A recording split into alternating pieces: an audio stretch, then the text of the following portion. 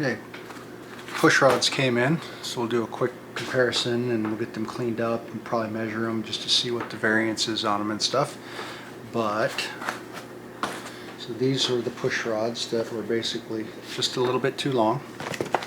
Ryan Tooley, that's the part number there. Decent push rod, it's just they measured out just a little bit too long for my needs with the decked heads. And then this is push rod length for the intakes. Good old Summit came through really quick. Let's see if I can get it to focus. There we go. That's the intake length. And then this is the exhaust length right here. And the reason the length is critical is with I'm targeting about 50 to 60 thou preload on the lifters. If they're too long, you run a risk of running on the far side of the lifter travel.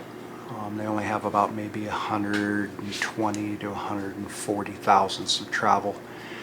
If you're too far beyond that, you basically collapse the lifter and or can hang a valve open, which means no compression.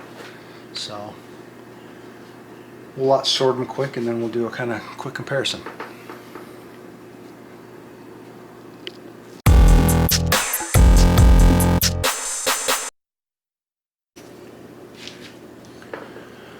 So there is the push rod. Looks nice. They're a little bit thicker walled than the BTRs, and the big difference being a thicker wall, the length, and let's see if the camera can pick that up. 210 degree ball versus the 180 degree ball. I don't think it's a problem for me. It might be, but between the 180 and 210, but I'll show you the difference here.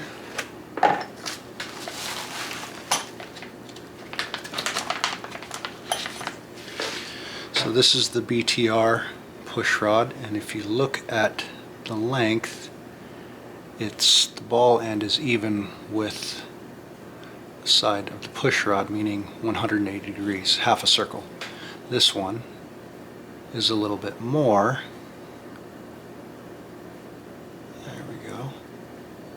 So a 210 degree circle. They're still the same diameter as far as the main tube and everything's just the Summit HDRs are a little bit thicker wall. The BTRs, I believe, if I remember right, were 80 thousandths and the Summits were 100.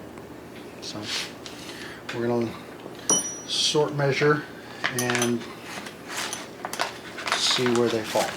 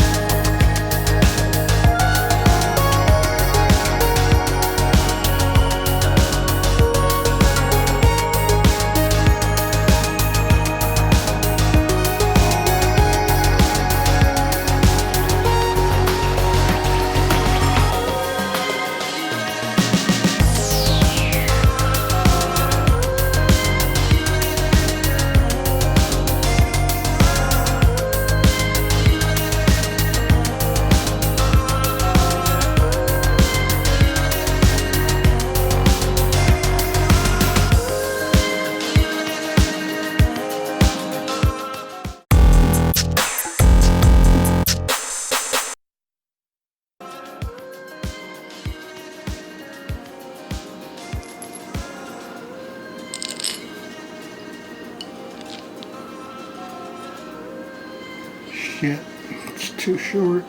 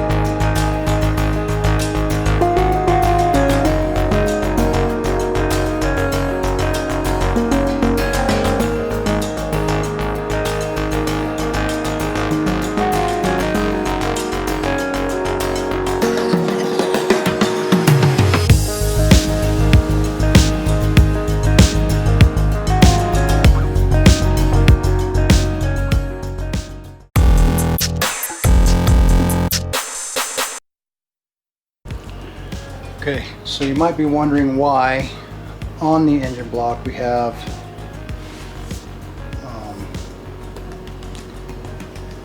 towels or rags shoved into all the open ports as opposed to tape. Well, there's a very good reason for that that I did not see coming. Totally caught me by surprise. So, just spin the camera around, you can kind of see. So here, the tape sticks just fine because this is bare aluminum underneath this tape. It is not Cerakoted. Same with here. This is paint and this is bare cast iron. But here, these surfaces here, I Cerakoted the whole exterior of the head, and the tape won't stick. Let me show you. So first tape, we'll try glue masking tape.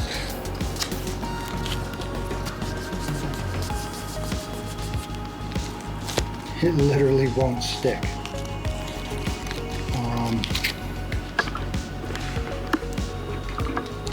And I've tried different tapes. I've tried regular masking tape, I've tried duct tape, I've tried packaging tape. Nothing sticks to the Cerakote, which is a testament of how durable I guess the coat might be. Who knows? But I mean, even when I was bolting down the heads and I get some of that